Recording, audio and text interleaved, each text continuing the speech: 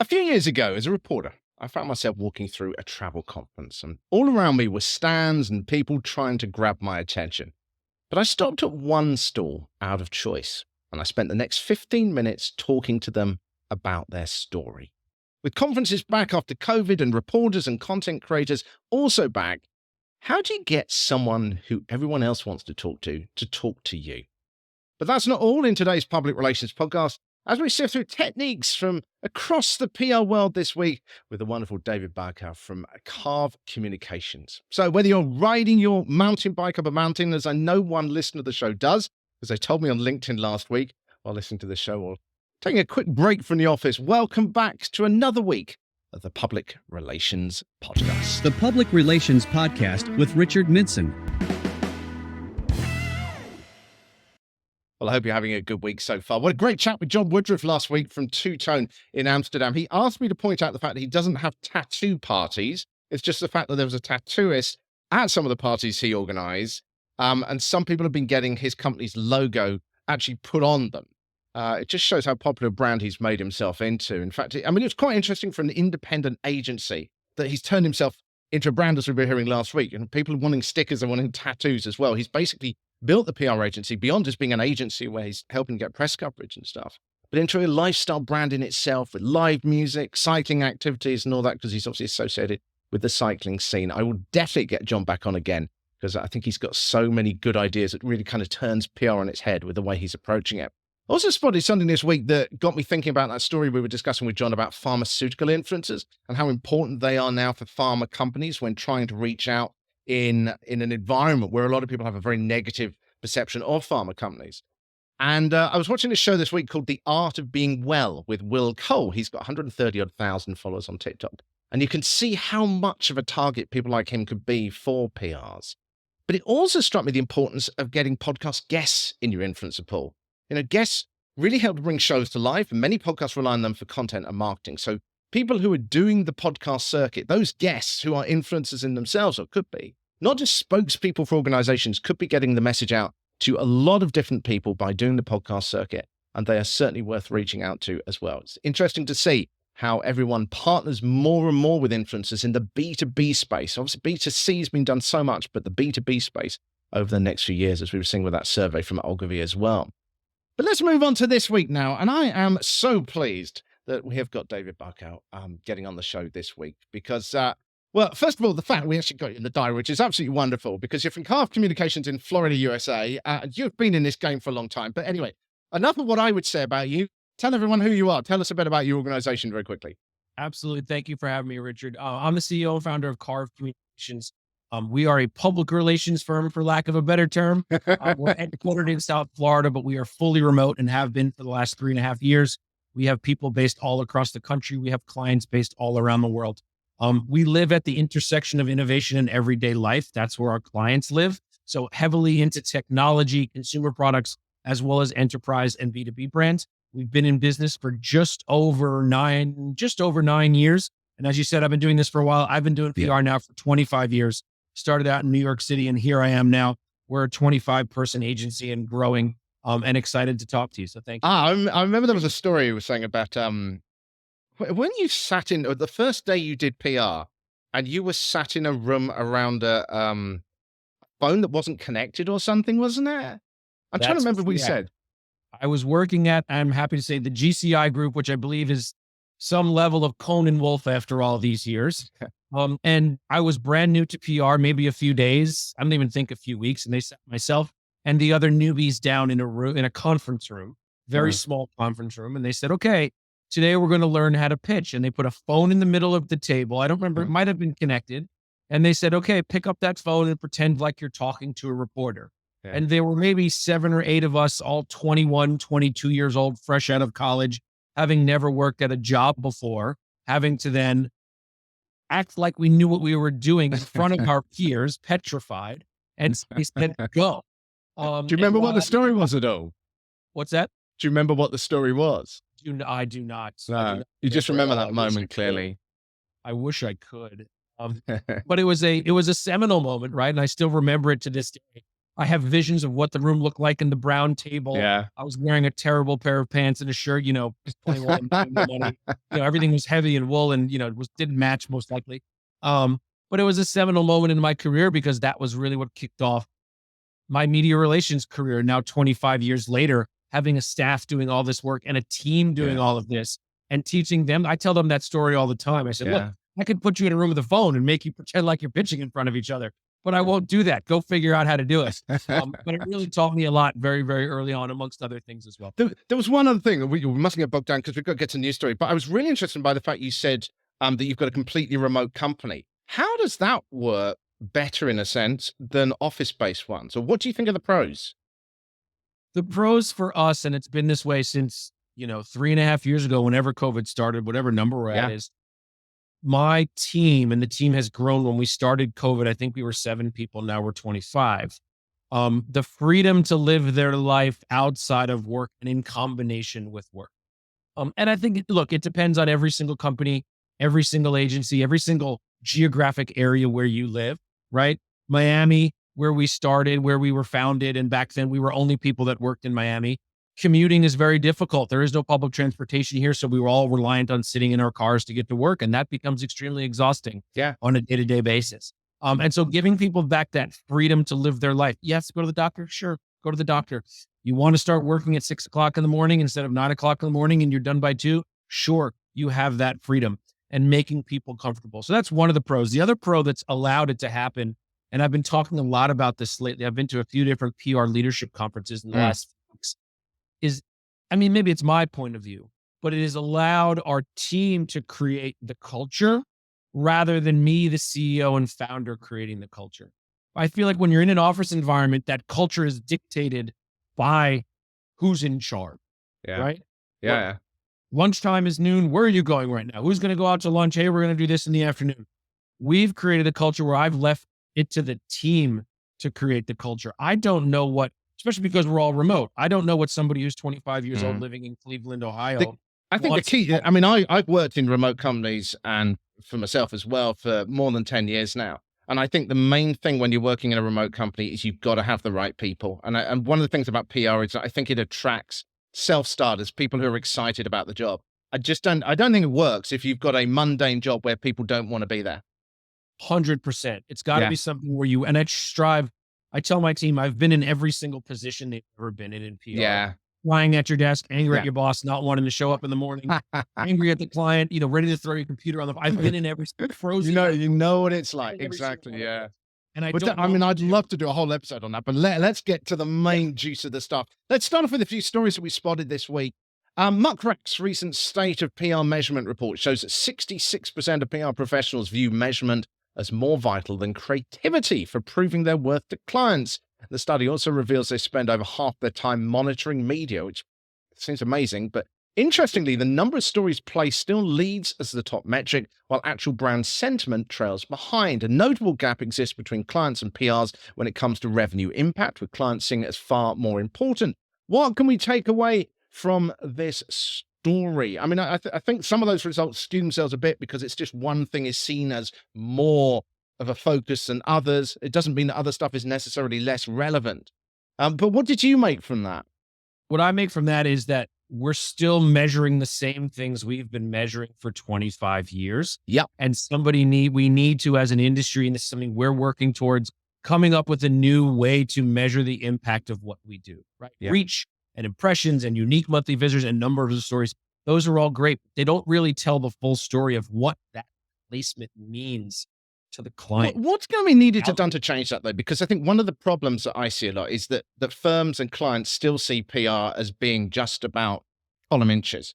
They haven't realized how much PR itself has evolved, particularly in the last few years. So how do you get the people who are paying the paychecks to realize that things have changed as well?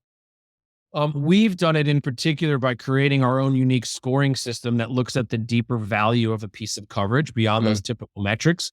And what that has done is now not even with our marketing people that we interact with, from the C-suite level, they're now asking, what is the score of this placement? I need to know what this placement actually means, what it says, what the value of it is. So I know we're going to talk about value a little later, overall value. Mm. but it's on PR people to find ways to better illustrate the value of the placement other than just it's in this publication, it's got this much reach or this much impression. That So doesn't is it tell us. just about constantly repeating it to the clients? I mean, how do you find that you can actually get it across to them that you've got to look at this differently? Because what was the other one? It was about they were saying that percentage of the conversation was more important than actual sentiment within it, which again kind of goes back to this idea that all PR is about is getting column inches. It's like, well, surely it's the message, it's the quality of what is being delivered, it's whether it's even achieving a result. Yeah, that's what we do, right? We continually strive, quantity over quality. Mm, We look less at the quantity. Oh my God, I need 100 placements or I need 200. mm. I'd rather have 10 or 15 high quality placements and the Yeah. clients see that value. The rest of the stuff gets filtered out. So that's what we focus on. I think PR people need to focus on is train your clients, teach them, illustrate to them that quality matters more than quantity in this day and age Mm. because the quality, the quantity is much, much harder because as we all know, everybody watching, everybody listening, there are just way less PR people and way less media out there than there were 5 months ago, much less 5 Yeah. years, 15 years ago. So Yeah. you focus on the quality, keep illustrating to your clients that quality matters more than quantity. But if you're doing PR right, the quantity will come, Yeah. but you have to focus on the quality. Let's move on to the next story. It's one you spotted, and this was about UPS, wasn't it? And about the whole sort of industrial relations and the pay they get. Tell us a bit about that one. Yeah, I mean, the story is that, I think it's now UPS drivers, not their starting pay, but very quickly, UPS drivers here in the United States can start earning upwards of $170,000 a year to drive their brown truck around delivering all your Amazon packages or whatever good, whatever you're getting for Christmas this year or Hanukkah. And so it's that dichotomy of value, right? People are saying, and we've seen a lot in the tech world, tech pros and people working in technology. We're like, wait a minute, I spent $75,000 on an education and student debt, and I could have just gone and been UPS driver and making more than I'm making now. Yeah. But what it illustrates and when I look at it is the value of that UPS driver, right? We don't take enough look at that value. In the same way, looking at the value of a piece of coverage, look at the value of that driver to us. He's not just a guy driving a truck, right? What does that mean to you to make sure that your Lululemon clothes get to you on time, right? Or that Yeah. Christmas gets to your grandmother on time this year. That's as much the technology that UPS uses. And it's even more that driver getting it there. And that's the value of us needing packages next day. And It is making sure you're delivering value as well, isn't it? Because like with the Absolutely. measurement report, where CMOs are saying that they want to see what the dollar return is, that you can't just go out there and have a fun party anymore. Well, I mean, there's obviously some entertainment value, isn't there? If a client enjoys it, there's a value. But in terms of a long-term client relationship, if you're not delivering actual real value, it's not going to work. They're going to give up at some point. Absolutely. And it's also helping your clients illustrate their value. We have 4 tenets of PR that we practice here at Carbon. One of them is value before features, right? We can all spend so much time talking Love about it. our phones, right? My phone has a set of features, as does yours, cameras and pixels and megabytes. But what is the value of this? And I am an Android user. Sorry, everybody. What is the Same value of here. this? Same here. There you go. What is the value of this to me compared to somebody else? And it's the same thing when you look at the driver. It's the same thing when you look at coverage, right? Yeah. Focus on that value. Those features are Yeah, important. It's a To really be good point. illustrate the value for your clients through the media, Yeah. and then illustrate your value as the PR professional, PR firm to your clients. That is of utmost importance in Yeah. today's age. Values everything. One other story, and that's public trust in AI usage by firms, and public suspicion has been highlighted again this week after an article in the Washington Post reported allegations that reviewed USA Today owned website used AI-generated reviews. Unions already involved in a dispute with the owners highlighted that articles were written by people whom they had never heard of or could find on LinkedIn. Now, the owners say the work was carried out by a marketing firm and the content was written by humans, despite the marketing firm themselves saying on their website that it used AI as a core feature of its service. Once again raises this question of how firms should handle the use of AI when public suspicion remains high. What issues does this raise for PRs? I mean, one of my feelings on this one is that people right now are deeply suspicious of AI. They feel cheated if AI is being used. But I wonder over time if people are going to start getting used to it more. And then from a firm's point of view, I think people are accepting the fact that everyone is using AI to draft stuff, to do the basics, but they still want to feel that they're getting a human that does that final bit, that does that edge. Because otherwise, why bother even, what like with the USA Today? Why bother going to USA Today if I can go to ChatGPT and get exactly the same result? Sure. It Look, actually I comes think back to your value point again, I think. 100% it comes back to value. And I think we also have to look at we're in such early stages of AI. And of course, it's always going to be the scare stories. And we're all trying to figure out how to use it. We actually just got, for the first time, we got asked yesterday in a new business pitch. Somebody we were pitching for new business said, are the reporters you're talking to real or are they AI? And all three of us on the call sat back and were like, we never thought about that before. This is the first time that was asked. So it's something we all have to consider. It's something that I think we're all trying, and we have to just be conscious about it, right? Be honest about how you're using it. Yes. And understand that you will get caught. It's like plagiarism. We once had an employee who plagiarized, and a reporter caught her and called myself and my managing director and said, hey, by the way, this is like 98% plagiarized. I found where it came from. And that wasn't this was 5-6 years, right? And it's no different of old school plagiarism, right? Copying and pasting from Google or from the encyclopedia, when we were kids doing college papers. To now, how do you use it? Are you honest about it? And there are going to be people that get caught. There's going to be agencies that get caught using it, but the ones that use it properly and the ones that blend and the ones that are willing to blend the tech with the old school elbow grease, research, time, and relationships that make PR are the ones that are going to win. Yeah. I think it's about being honest though, isn't it? Because I think, if you say we are using AI, but only for this part, it's that extra value again that the human brings to it. There's one other thing you said there, which I've been wondering a lot about, which is with newsrooms. And I feel that in a way that and I'd be interested in your thought on it, if there's actually going to be a resurgence of quality paywall journalism, because those are going to be the ones that aren't using AI as much, that use genuine human insight, connections, contacts, and stuff like that. Whereas the stuff which is free is just going to be pumped out and no one's going to read it because there's just going to be so much stuff out there. Your thoughts on that? I think you're absolutely correct. I think we're going to see a resurgence in a short time of real journalism, because I think I don't remember where I read the story that, those fake journalists, and some are already coming back to, hey, and look, it's nice and easy for these for all these media companies to cut costs and use AI. But at some point that's going to come back to bite them, because the readership is just not going to be there. People are going to realize it's not real. They're going to want something more substantial, especially in the world we live in right now and everything that's happening right now. So I absolutely believe that's right. We're going to get back to it's going to take a little time because everyone's experimenting and see how much cost they can cut and, how they can get away with it. Yeah. But it's going to come back around to real journalism. I think there's going to be a whole new opportunity for that real quality journalism for PR people who are focused on that.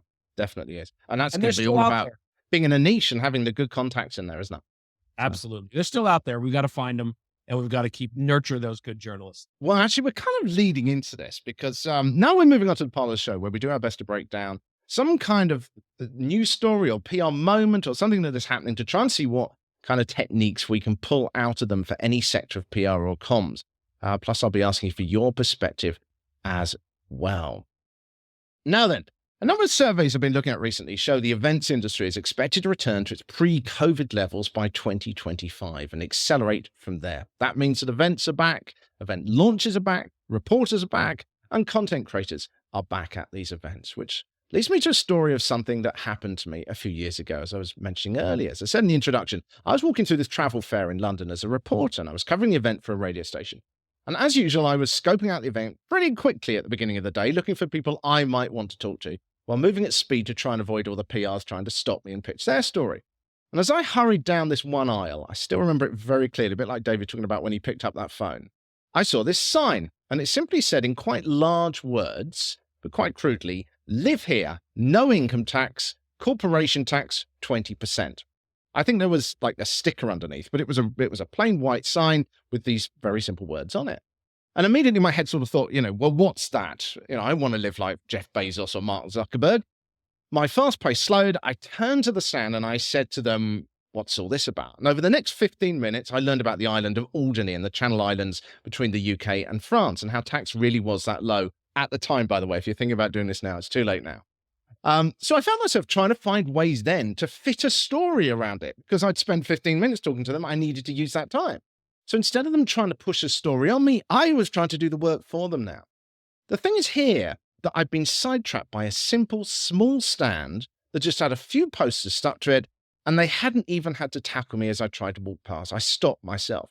And yet, just like David, I have been to events with bright coloured stands, glossy screens, stress balls, pencils, sweets. I mean, I've skied down ski slopes and events sponsored by people, and I've absolutely no idea who they were, and it hasn't stuck in my head compared to that one, which was for me a few years ago. So with all kinds of events taking place now, for example, like CES, the technology conference, which I think in last year, wasn't it, had something like 3,000 exhibitors.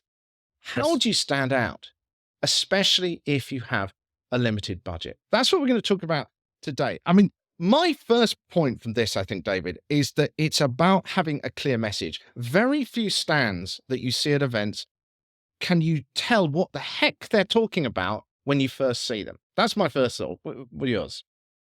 Yeah, I mean, it is always a question. You walk up to it, what is this, right? Yeah. One's, I've been to CES every year for the last 8 years, and there's screens that might show your body scan. There was one a few years ago that looked like this haunted house with zombies, and nobody knew what it was. And it was about, there's some story about they were going Was to that change. was your that memories. Walking Dead cottage in the woods or something? Was it? Yeah, and there was another one about reinventing your memories. I don't know if you remember that one. They had these zombie-looking people, and there was about memory reinvention or something like that. It goes back to value, as we've been talking about, and I think what really separates and to get the understanding is what is the activity that you can do that draws you into that booth, right? Beyond just a phone stanchioned on a thing that you can touch and do. Yeah. And that's what we've always tried to do for our clients. We did that a number of years ago, just to tell a quick story with a client in the breastfeeding space for new mothers. And they were a very small company based down here. They were investing in CES, but they said, how do we, a tiny new company, break through the clutter of CES and 150,000 people? And this was before COVID, so probably 8,000 exhibitors before COVID. And so we said, well, let's focus on what your product does and leveraging your product. And so this product helped women extract more milk while breastfeeding. And so we found a local organization in Las Vegas, a breastfeeding organization. We found two women willing to come and pump milk out of their breasts live on the floor of CES for a company called Imlac, if they're out there listening. And we had these women using the product in real life. They were real women using this product in the booth, and they're a tiny little company. And they had a tiny booth and a chair in the middle, the product, and a woman using the product in real life. I mean, that's an immediate. I can imagine walking past as a journalist. I'm immediately going to wonder what's going on there.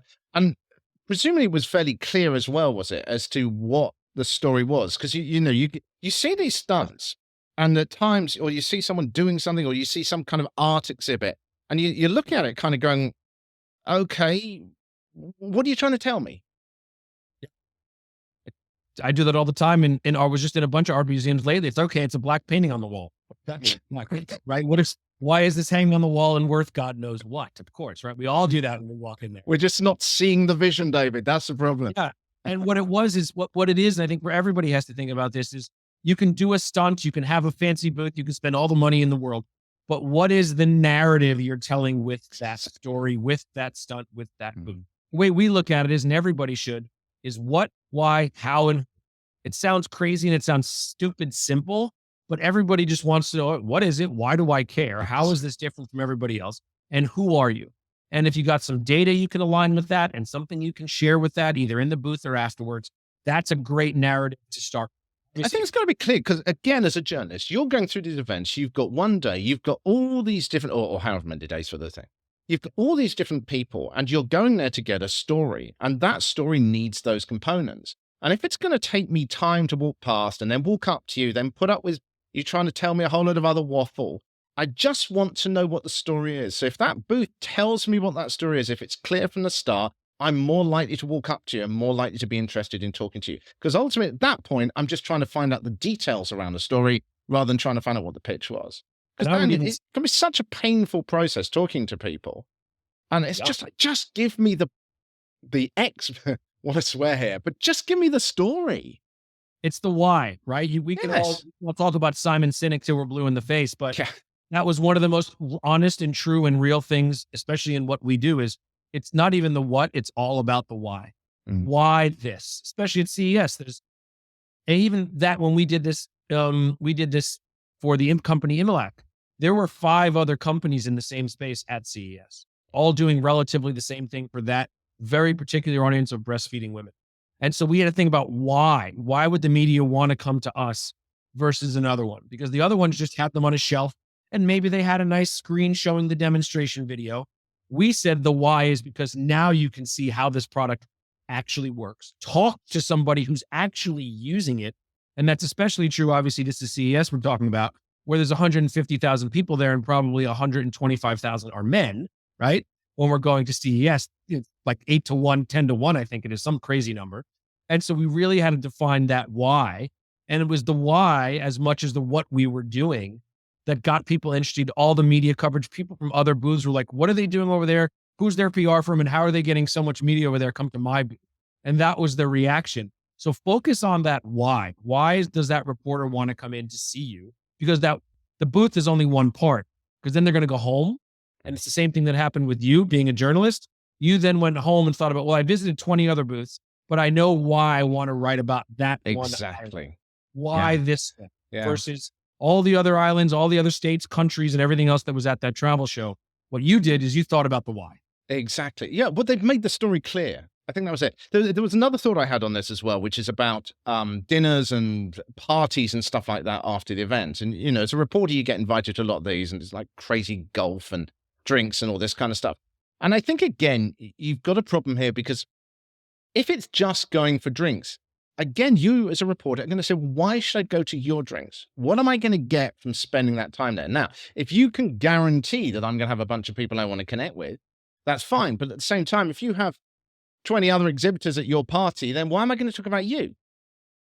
Absolutely. So again, it's got to be, well, first of all, if you want me to come to your thing, why should I? It can't just be crazy golf because I've done it a bunch of times. Can't be free drinks. Free drinks every and free drinks, every absolutely. It's quarter, like getting right? sweets As a on reporter, stands, you isn't can it? get all the free drinks. Yeah, exactly. So again, it's got to be clear, what is that value I'm going to get from it? Now, if there is some kind of reveal or some kind of launch that you know I am genuinely going to be interested in, and you're not just going to put all that stuff in your stand already, it is going to give me more information. It's going to give me more case studies. It's going to give me more to write my report. Then yes, I may well be interested, but it's still, you've still got to tell me why. I remember walking out of one event and this PR following me basically and trying to make conversation with me. And she was saying, this was actually was a crazy golf thing. And she was saying, oh, you've got to come along. You know, you've got to come and have drinks. It's going to be so exciting. We're going to have so much fun. And in the end, I just stopped her and said, no, what you should have said is this. Because it's just think like a reporter. Don't just try and browbeat people. Think like a reporter, give them value, and then they'll come. That's exactly right. And, you know, it goes back to when we talk about value and quantity over quality. We're telling clients now, you don't need to have 500 people at Topgolf. Go have 10 people at a dinner, have the CEO there, invite a reporter or two, have partners there, and make it a conversation.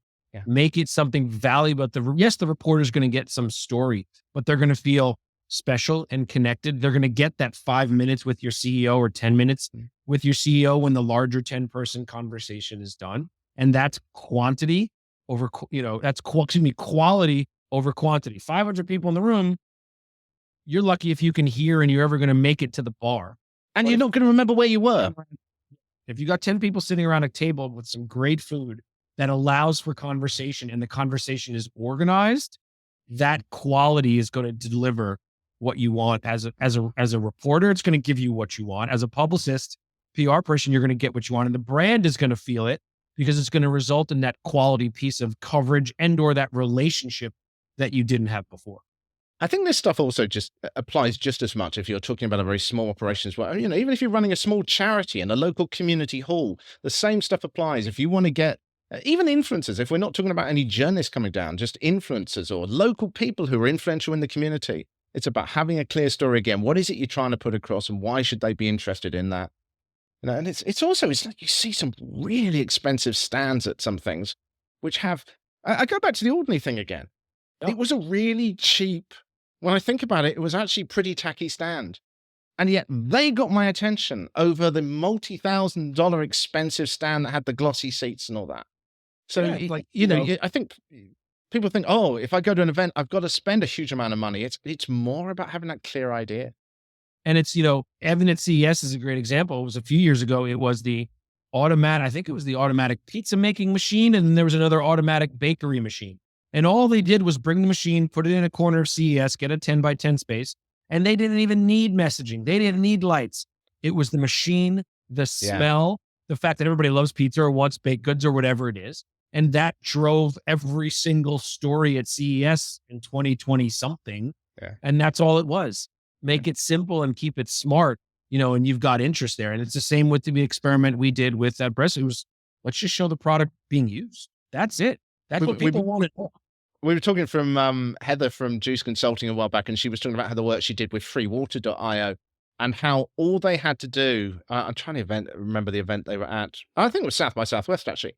And all they had to do was basically hand out free water. The way it worked was it had advertising on the side of the bottle. And that was all they needed to do. They didn't need a hugely expensive stand because that in itself was sending the message. People are going to go, well, why the heck are you giving me a bottle of free water? Job done. You've got their attention. The simplest things work. It's almost like the conversation about AI can't do that for you, right? You're handing somebody something, telling them the story, presenting them with the why. Going back to early in my career, working in New York City, every single day in Union Square, there was some company handing out something. Yeah. Because that was the best way to reach somebody, is give it to them one-on-one. That's why you give out trinkets at shows, right? That's why you have people standing there. Or we once invited, for one of our clients, we had a Britney Spears impersonator using a karaoke machine, because how else do you get somebody to use a karaoke machine is hit me baby one more time on a karaoke machine with someone that looks like Britney Spears. Simple. It costs us like $250 to hire her for 3 hours, but we had everybody there singing Britney Spears songs at the karaoke machine, with all the noise drowning out everybody else. And it was a $250 investment or some, minimal investment, but it got attention. People understood what it was right off the bat. Well, we'll talk more about events actually in just a moment, but however you're watching at the moment, whether you're listening on Spotify or on iTunes or however you're normally listening, or if you found the new YouTube versions, which I'm now putting out as a bit of an experiment as well, I would love to know what is the best PR event stunt you have seen. What is it that actually grabbed your interest? So not what looked fluffy or nice or expensive, but what actually you still think about. What was that thing that stuck in your head and you thought, I know that brand, or I have a feeling about that brand? What was it? I would love to know. You can reach out to me, as always, through info@thepublicrelationspodcast.com or via my LinkedIn, which is, you can find me, Richard Midson, Midson. Okay, well, we're actually still going to talk about events for a moment, because I always ask my guests to tell us about a campaign that they've been working on recently, hands-on. And you were mentioning the fact about an event campaign you were doing. So this is over to you a bit, David. Tell us a bit about what the campaign was, how you planned it, how you organized it, and what happened. Sure. The campaign was called Carve X, and it was a media experience for the media. We're very familiar with, and you probably are as well, with the media events that happen at CES, and they have Epcom and Showstoppers. And they happen throughout the year. And there are a number of others where it's just media. Everybody pays $5,000 for an 8x8 table. You put your thing up behind, you put a tablecloth on, and you put your products. That's the typical way of media events, not CES, but these specialized media events. And so we said to ourselves, there's a better way to do this, because everything we do is focused on value, as I've mentioned. How do we do a better job of exposing the media to the value of our clients' products in a one-to-one situation? So we said to ourselves, let's do our own media event. We're going to call it CarveX, the Carve Experience. And so what we did is we rented a space in New York City, roughly an empty space with multiple different rooms. But rather than offering our clients and other companies, how about a 5x5 table? You can come have a representative there and put your product on it. What we did is we looked at our clients' products and the companies that were participating, and we said, what are the value of these and how are these products actually used? Where are these products actually used by the consumer? So what we did is we took these 4 different rooms in this space, and we created a bedroom for the products and toys that are used by children or adults in a bedroom. We have a client that's in the game space to play games. They're called Relatable, game called What Do You Mean, which are very popular. So we created a gaming room with chairs and the games set out on the table. We had a playroom. We work with a lot of educational toy companies. And so instead of having the toys on a table, we set up a playroom just like my daughter's playroom looks like out there, with beautiful colors. And we put the products on the floor. on the carpet on the floor and invited the reporters that came. It was about a 3-hour event. We had about 50 people come in through about 3 hours, and the reporters were sitting on the floor playing with the product. You It don't makes see that great anymore. photos. That was something I forgot to say earlier. That's the thing with that as well. You've They were instantly sitting on got the something floor that playing with. influencers, journalists, whoever can take a photo they can use. Yeah. We had another one of our clients is in kind of the electric scooters for kids business. We had the scooters there, but we invited them to ride around the hallway. And we had reporters getting on the back of these kids' electric scooters, revving them up and driving through the hallways of this multi-office thing. So it was going back to values. We let them experience the product, how it looks in a playroom, how you sit down and play with it, the feel, the touch, organized with other products, illustrating the value benefits of a STEM or STEAM toy or social emotional learning, the games, what that looks like. And so we created this event. We did it in about 2 months. Our timeline was completely insane, but my team pulled it off. And like I said, we built out this space of 4 different rooms within about 4 hours the day before. And we had 50 media come through in about 3 hours on don't remember what day of the week in early August.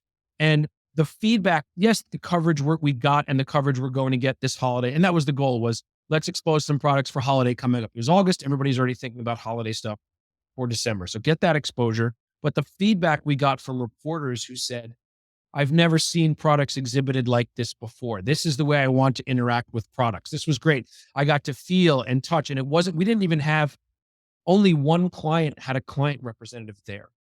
Everybody else, the clients were not there. They trusted us as their firm, and they trusted that the media were going to interact. We were going to get them the information afterwards, of course. So it wasn't just about some marketing executive saying, here, look at this. It was go, play, touch, do, use, feel, take a picture of the QR code for more information. And it was amazingly successful. We're already planning on doing it next year, bigger, better, broader, giving us more time to plan for it than 2 months, of course. But it was that, going back to the value proposition, value over features, the what, why, how, and who of the product, and changing the paradigm of these media events from a table to it's so much more fun as well. That's the thing too, because reporters, those media events can be painful. And the reporters, some of them stayed for an hour and a half. And most of these things, they're going through table by table by table by table. Yeah. They got to feel and touch everything and use it and play with it and try it and experience it. And we even saw one of our competitors mimic what we did just short time later. So that's a good thing. But yeah, it's that experience, changing that paradigm, focusing on value over features. And also the last thing, which we keep talking about throughout this conversation, is quality over quantity. Yeah. Right? Yeah. The quality of the experience versus lots of different things, that really rung true with the reporters that were there, and why our clients wanted to get involved and invest in it as well. I think one of the other things that you bring out there is that with a lot of those meet the media events, is that I can just get it online now. I don't need to meet you. But if I'm coming along to take photos or experience something, then, well, I can't do that online. I mean, yeah, you've got VR and AR and all this kind of thing, but they're a long way away from still being that. I mean, I love the idea of the bedroom. Sit down in the bedroom, play with the toys on the floor. It's going to bring up memories inside you of being a child. It just sticks in your head. And then you can always ask for more information afterwards. Yeah, and we can also submit. We all send product, right? That's still send me a sample, right? No, send me a sample. What does that sample do? It sits on your desk underneath the 100 other samples that you've been sent, and we bother you, and you say, "Oh, I'll get to it next week or next month or next quarter." Yeah, that's right. Right? But now they were more selective as to what they wanted, rather than us just saying, "Yeah, we're going to send you this," or like the one that I played with in this room, the 2 that I did over there, those I want. Send me those, and they've already reviewed them. Right? We're just sending them for photography or because they want to give it to their kid. They had the experience before we had to send it to them. You're also given the timely element as well, which is so crucial too, because when people send products, it's like, well, why now? There's no pressing reason to do it. But if this particular event has just happened, you've got a time hook to it as well, which is always 100%. crucial. Yeah. 100%. Awesome. Was there anything you particularly learned from that? I mean, there's clearly things there about the way that things have changed in PR, and you were trying a new idea and you're going to try it again now. But were there any other things that really stuck out? Because PR and journalists and society is changing all the time. Was there anything that made you go, oh, that's interesting. Things have changed. I actually don't think it's things changed. I think that things are still the same. The face-to-face, one-to-one nature, as much as we all think We're going to get away from it, and AI and other technology will take us away from it. And COVID took us away from it, right, for about a year and a half to 2 years. You mentioned at the beginning of this, we're all back. Everybody's back. That's really what stuck with me, is that this face-to-face relationship building nature of PR that I learned 25 years ago with that phone and then being exposed to everything else I did in my first year of PR is still there. It is still the heart of it. And call me sentimental, call me old fashioned. That's fine, right? Call me old school. My hair is gray. You can't really see it, everybody, but that's what we do, right? It's not like a car wash where you can go from just putting the quarter in the, from somebody out there washing it, and you can easily transfer to just throwing a coin in the machine, or, coffee, or, now Chipotle is going to have automated, burrito making machines, as we've seen out in the news. You can automate that, but you can't automate relationships, human contact. I don't think it's going away anywhere very soon. Especially in what we do, right? And what PR does. That's what delivers the value. Yeah. There's no question also that a poor story with a good relationship will always win compared to a good story with no relationship too. Which isn't necessarily always good, but it just gives it that boost. It does make so much difference. Yeah. And that relationship drives more stories in the future. That's the best part. Exactly. Yeah. Once you become valuable.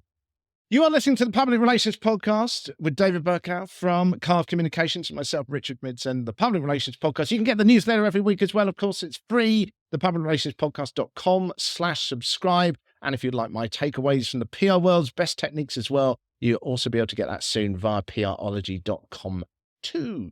Right, let's talk AI. And of course, in public relations, understanding your audience is key. Traditionally, comms pros have relied on focus groups as part of the tools that they use to test the waters on new brand messages or campaigns. But let's be honest, focus groups can be hit and miss.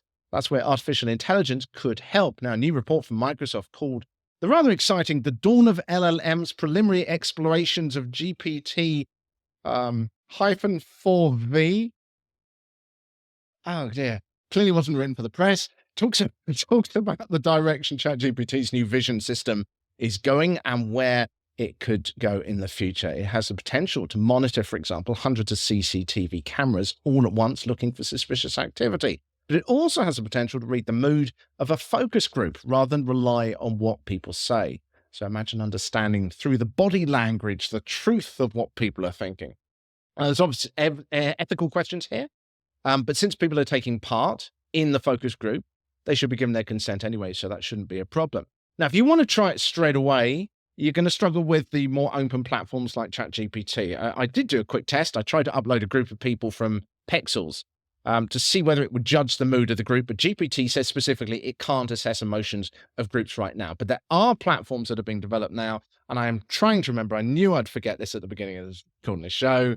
There is a platform I saw the other day that is specifically doing this, which is about assessing focus groups and assessing pictures of people and video of people to judge that mood. So watch out for that. I'm sure it is going to start to develop more. Would you use something like that, David?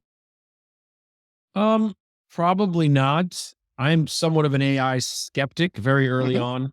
We're still going through the learning process here at Carve. In fact, in about a week and a half, we have a whole seminar for my whole team to learn more about it. But that seems a little bit far for me to test to use AI to test a focus group just yet. It's going to be interesting to see how it goes, though, isn't it? Yeah, it will be interesting to see where all of this goes, especially that when you're taking human emotion, human response beyond just repeat, spitting out information and data to how am I feeling, how am I doing beyond the realm of security and other things. I was saying in the previous show, I uploaded a picture of my cat to ChatGPT and said, how old is my cat? And it said it was 10 years old based on its shape and eye color and all this kind of thing. And my cat is 13, which was quite interesting that it assessed the picture and it might have guessed, it might have got lucky, but it's still. That might work for humans, right? When you don't want to admit your age or your wife doesn't want to.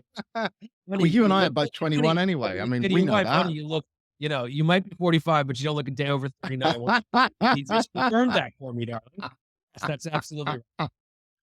Okay, so this is a part of the show where we look at questions that have been sent in, mainly via LinkedIn. If you would like to send a thought, then you can check out the newsletter, but you can always reach out to me on LinkedIn at Richard Midson, Midson. I know a lot of people don't like to put these questions publicly, so that's fine. If you want to reach out to me that way, that is fine. I will put them in the show, but I won't say who you are or your organization. I would deliberately do that so that we can keep them general so that they can give value to everyone else as well. Let's have a quick look at the question I've got here. Is there a way to judge how often you should post to social media channels of an organization? This is a pretty general question for starters. Over to you, David, first, and then I've got a few thoughts on this as well.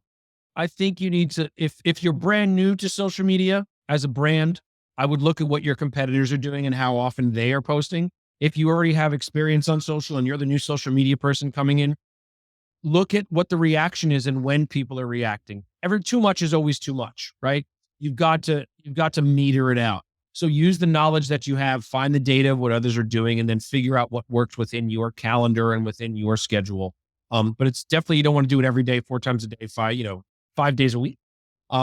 It's best to do it timely. That's our take on it when we make recommendations. And that's not just traditional social media, but even on LinkedIn and other places. Look at what your competitors are doing and then judge from there. Yeah, it always gets me with, Gary Vaynerchuk, love him or hate him.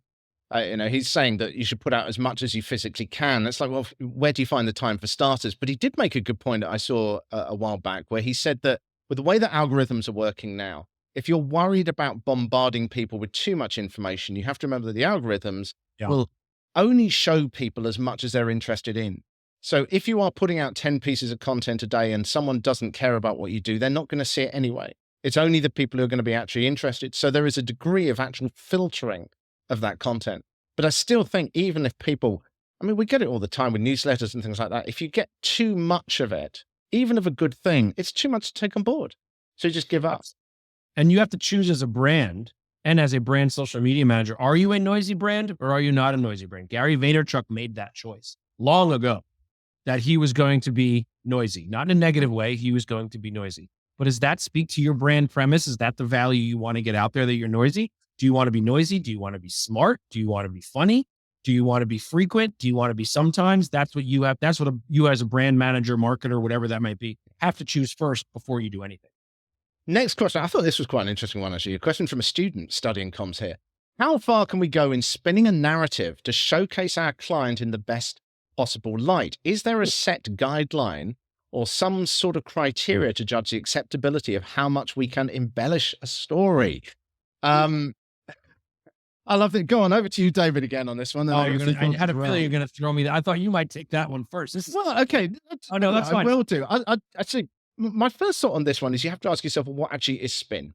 Spin and PR kind of got blended together, particularly in the 80s, where I think it went too far. When you couldn't disprove stuff, PR people were coming up with absolutely anything. And I think this is why PR still has this label of being a spinning thing. But if you think about what is information, when someone criticizes your brand, they are spinning. They're just choosing to use the negative points about you. They are selectively giving the things which put you in a bad light. So from a PR's point of view, you are putting across the good things about the company or the things that you're trying to get at, those bits of information. You can't provide everything about an organization. But the other thing as well is that if you are saying something which isn't true, today more than ever, you're going to be found out.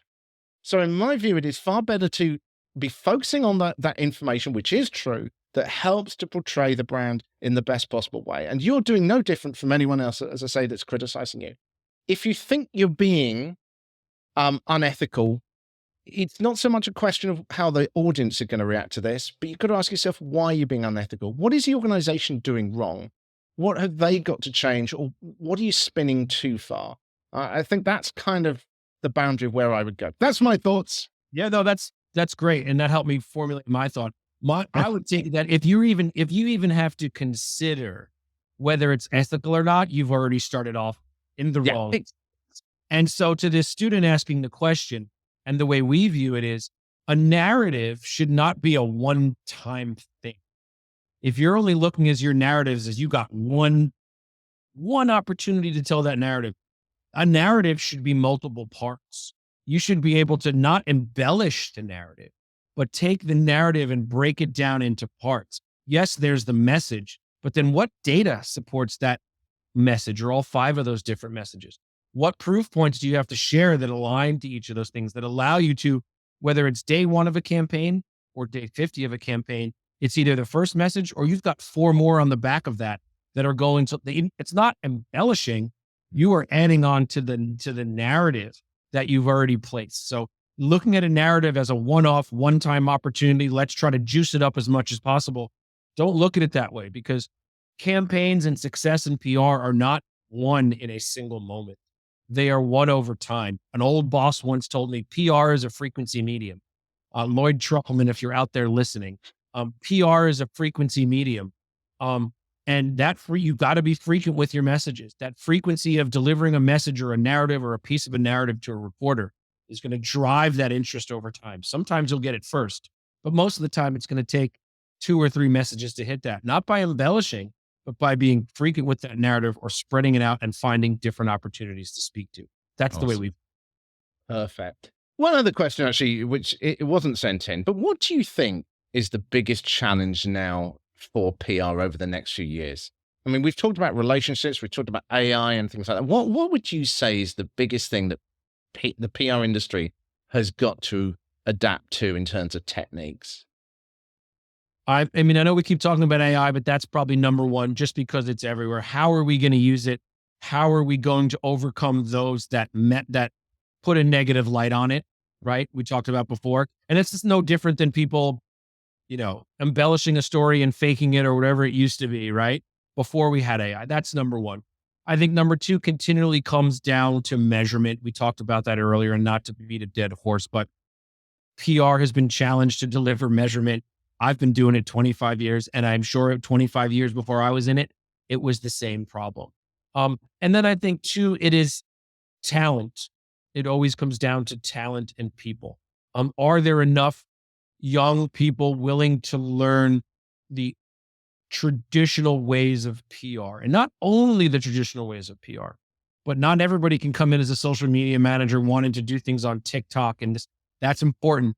But finding those people that still, with media changing, finding those folks that still take an interest in the media that's still here, understanding it, willing to do the elbow grease to learn which reporter, not just using Cision or Muckrack, using the media to learn about the media. Are there still young people willing to learn that right at the outset versus wanting to get to point Z by using AI, technology, and other things, and willing to put in relationships? That's, I think, one of the challenges we will continually go through.